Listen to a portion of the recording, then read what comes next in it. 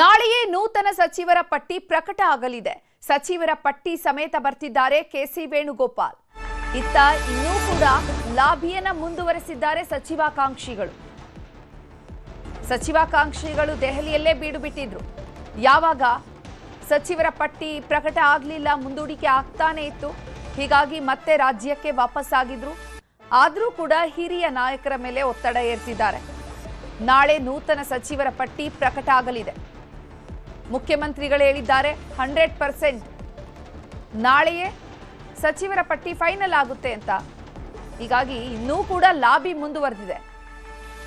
ಮಾಜಿ ಸಿಎಂ ಸಿದ್ದರಾಮಯ್ಯಗೆ ಮಂತ್ರಿ ಸ್ಥಾನ ಕೊಡಿಸೋದಕ್ಕೆ ಒತ್ತಡ ಹೇರಲಾಗ್ತಾ ಇದೆ. ಅಳೆದು ತೂಗಿ ಸಚಿವರ ಪಟ್ಟಿಯನ್ನ ಸಿದ್ಧಪಡಿಸಿದ್ದಾರೆ ಎಐಸಿಸಿ ನಾಯಕರು. ಸಚಿವರ ಪಟ್ಟಿ ಪ್ರಕಟಣೆ ಜೊತೆಗೆ ಆಕಾಂಕ್ಷಿಗಳ ಸಮಾಧಾನ ಪಡಿಸುವಂತಹ ಸವಾಲು ಕೂಡ ಇದೆ. ಸಚಿವಾಕಾಂಕ್ಷಿಗಳ ಸಮಾಧಾನ ಪಡಿಸೋದಕ್ಕೆ ರಾಜ್ಯ ನಾಯಕರಿಗೆ ಜವಾಬ್ದಾರಿ ವಹಿಸಲಾಗಿದೆ. ಅಳೆದು ತೂಗಿ ಸಚಿವರ ಪಟ್ಟಿಯನ್ನ ಎಐಸಿಸಿ ನಾಯಕರು ಸಿದ್ಧಪಡಿಸಿದ್ದಾರೆ. ಸಿದ್ದರಾಮಯ್ಯರಿಗೆ ಮಂತ್ರಿ ಸ್ಥಾನ ಕೊಡಿಸಲು ಒಂದ್ ಕಡೆ ಒತ್ತಡ ಹೆಚ್ಚಾಗ್ತಾ ಇದೆ. ಶಾಸಕರಾದ ವಿಜಯಾನಂದ ಕಾಶಪ್ಪನವರ್, ಅಜಯ್ ಸಿಂಗ್ ದೇಶಪಾಂಡೆ, ವೈಆರ್ ಪಾಟೀಲ್, ಅಪ್ಪಾಜಿ ನಾಡಗೌಡ, ರಿಜ್ವಾನ್ ಅರ್ಷದ್ ಒತ್ತಡ ಹಾಕ್ತಿದ್ದಾರೆ. ಸಂಭಾವ್ಯ ಸಚಿವರು ಮಧು ಬಂಗಾರಪ್ಪ ಸೊರಬ ಕ್ಷೇತ್ರದಿಂದ, ಗವಿಯಪ್ಪ ಹೊಸಪೇಟೆ ಮತ್ತು ರಿಜ್ವಾನ್ ಅರ್ಷದ್ ಶಿವಾಜಿನಗರ ಕ್ಷೇತ್ರದ ಶಾಸಕರು. ಇನ್ನು ಮುಸ್ಲಿಂ ಮುಖಂಡರಾದಂತಹ ಜಮೀರ್ ಅಹಮದ್ ಮತ್ತು ಎಸ್ಟಿ ಕೆಟಗರಿಯಿಂದ ಗಣೇಶ್ ಕಂಪ್ಲಿ ಗಣೇಶ್ ಅವರಿಗೂ ಸಿಗುವಂತಹ ಸಾಧ್ಯತೆ ಇದೆ. ಇನ್ನು ಮಹಿಳಾ ಕೋಟದ ಅಡಿಯಲ್ಲಿ ಅನ್ನಪೂರ್ಣ ತುಕಾರಾಂ ಅವ್ರಿಗೂ ಕೂಡ ಸಚಿವ ಸ್ಥಾನ ಸಿಗುವಂತಹ ಸಾಧ್ಯತೆ ಇದೆ.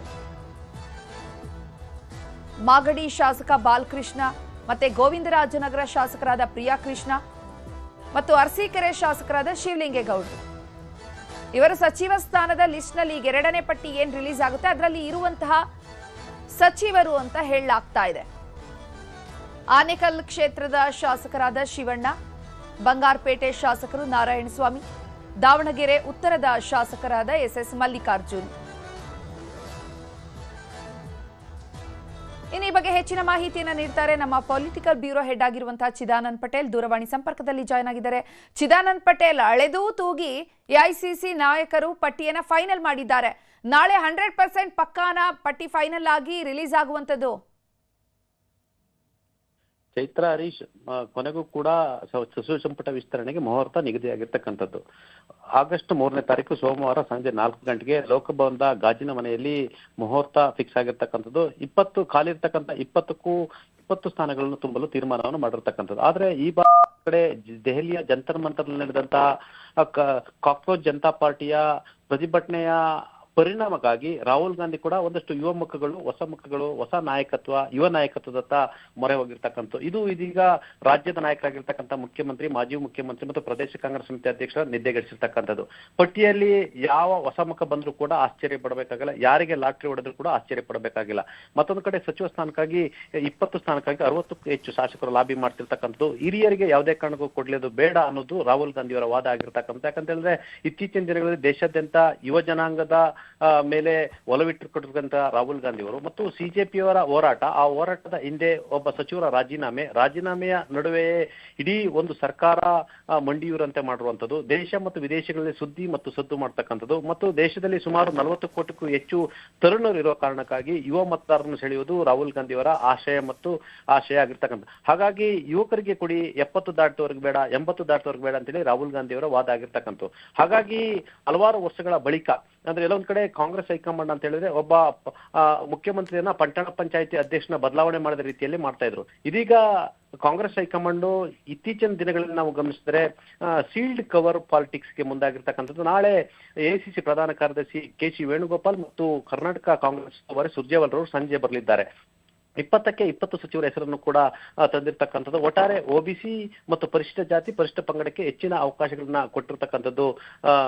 ಚೈತ್ರ ಹರೀಶ್, ನಾಳೆ ಸಂಜೆ ಒಳಗಡೆ ಎಲ್ಲೊಂದ್ ಕಡೆ ಯಾರೆಲ್ಲ ಸಚಿವಾಕಾಂಕ್ಷಿಗಳಿದ್ರೆ ಮತ್ತು ಯಾರೆಲ್ಲ ಪಟ್ಟಿಯಲ್ಲಿ ಹೆಸರಿದೆ ಅವರಿಗೆ ಖುದ್ದು ಮುಖ್ಯಮಂತ್ರಿ ಡಿ ಕೆ ಶಿವಕುಮಾರ್ ಅವರು ಕರೆ ಮಾಡಿ ಅವ್ರನ್ನ ಸೋಮವಾರ ಸಂಪುಟ ವಿಸ್ತರಣೆ ಸಂದರ್ಭದಲ್ಲಿ ಪ್ರಮಾಣ ವಚನ ಸ್ವೀಕಾರ ಮಾಡಲಿಕ್ಕೆ ಆಹ್ವಾನವನ್ನ ಮಾಡಲಿದ್ದಾರೆ.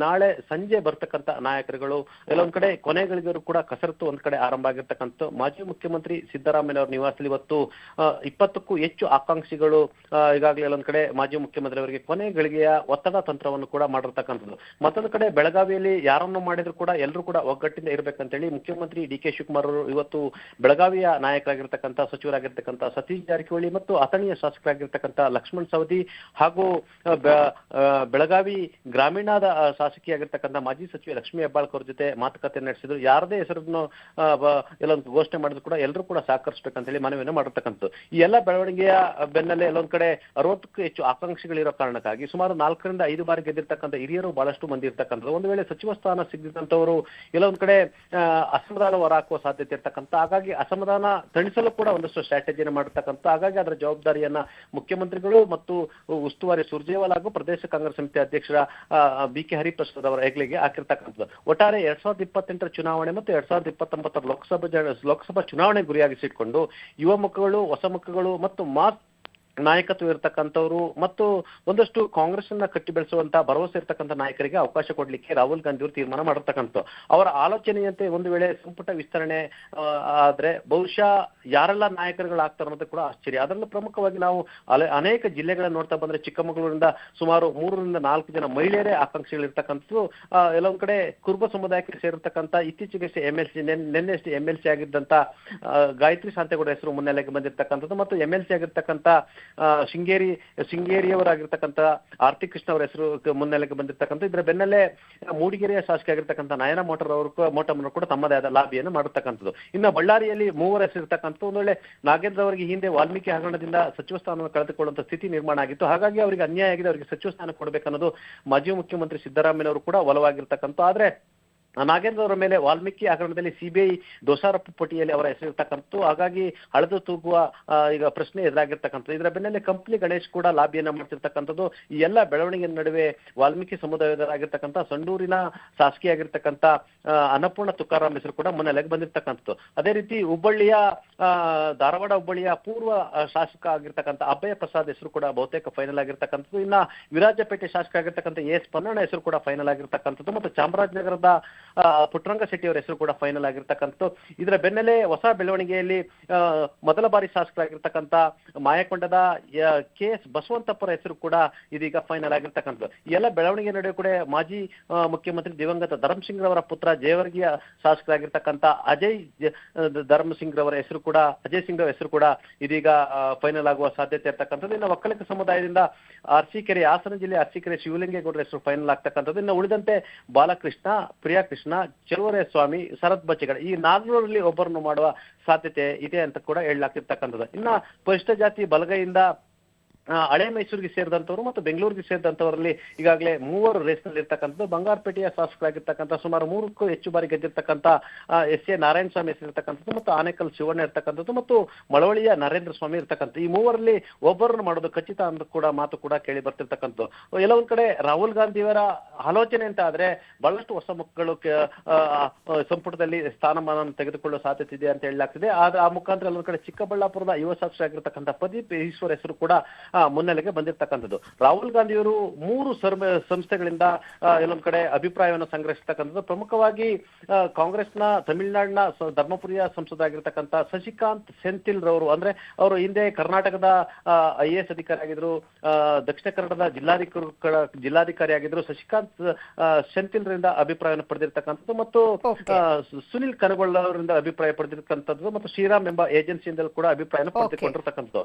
ಒಟ್ಟಾರೆ 2028 ಚುನಾವಣೆ ಮತ್ತು 2029 ಚುನಾವಣೆ ಮತ್ತು ಯುವ ಮಕ್ಕಳು ಮತ್ತು ಕಾಕ್ರೋಚ್ ಜನತಾ ಪಾರ್ಟಿ ಎಫೆಕ್ಟ್ ಕಾರಣಕ್ಕಾಗಿ ಹೊಸಬರಿಗೆ ಅವಕಾಶವನ್ನು ಕೊಡಬೇಕೆಂದು ರಾಹುಲ್ ಗಾಂಧಿ ಅವರ ಲೆಕ್ಕಾಚಾರ ಆಗಿರ್ತಕ್ಕಂಥ ಒಂದು ಹಂತದಲ್ಲಿ ಎಲ್ಲ ಒಂದ್ ಕಡೆ ಸೀಲ್ಡ್ ಕವರ್ ನಲ್ಲಿ ಮುಖ್ಯಮಂತ್ರಿ, ಮಾಜಿ ಮುಖ್ಯಮಂತ್ರಿ ಮತ್ತು ಪ್ರದೇಶ ಕಾಂಗ್ರೆಸ್ ಸಮಿತಿ ಅಧ್ಯಕ್ಷರು ತಾವು ಕೊಟ್ಟಿರ್ತಕ್ಕಂಥ ಲೀಸ್ಟ್ ಅನ್ನು ಅಂತಿಮವಾಗಿ ಪರಿಷ್ಕರಣೆ ಮಾಡಿ ನಾವು ನಿಮಗೆ ಲೀಸ್ಟ್ ಅನ್ನು ಕಳಿಸ್ಕೊಡ್ತೀವಿ ಅಂತ ಹೇಳಿ ರಾಹುಲ್ ಗಾಂಧಿ ಹೇಳಿರ್ತಕ್ಕಂಥ ಸದ್ಯದ ಮಾಹಿತಿ ಪ್ರಕಾರ ಒಂದಷ್ಟು ಅಂದಾಜಿನ ಪ್ರಕಾರ ಮಾತ್ರ ಹೆಸರುಗಳು ಮುಖ್ಯಮಂತ್ರಿ, ಮಾಜಿ ಮುಖ್ಯಮಂತ್ರಿ ಮತ್ತು ಪ್ರದೇಶ ಕಾಂಗ್ರೆಸ್ ಸಮಿತಿ ಅಧ್ಯಕ್ಷರಿಗೆ ಗೊತ್ತಿರ್ತಕ್ಕಂಥ ಆ ಮುಖಾಂತರ 3 ಕೂಡ ಯಾರನ್ನ ಅಂತಿಮ ಪಟ್ಟಿ ಮಾಡ್ತಾರೆ ಅನ್ನೋದು ಕೂಡ ಅವ್ರಿಗೂ ಕೂಡ ಎಲ್ಲೊಂದ್ ಕಡೆ ಆಶ್ಚರ್ಯಕರಾಗಿರ್ತಕ್ಕಂಥ ಇದು ತಲೆನೋವು ಕೂಡ ಕಾರಣ ಆಗಿರ್ತಕ್ಕಂಥದ್ದು. ಚೈತ್ರ, ಹರೀಶ್. ಧನ್ಯವಾದ ಚಿದಾನಂದ್ ಪಟೇಲ್ ತಮ್ಮೆಲ್ಲ ಮಾಹಿತಿಗಾಗಿ. ಕೊಡಗು ಮಲೆನಾಡು ಕರಾವಳಿಯಲ್ಲಿ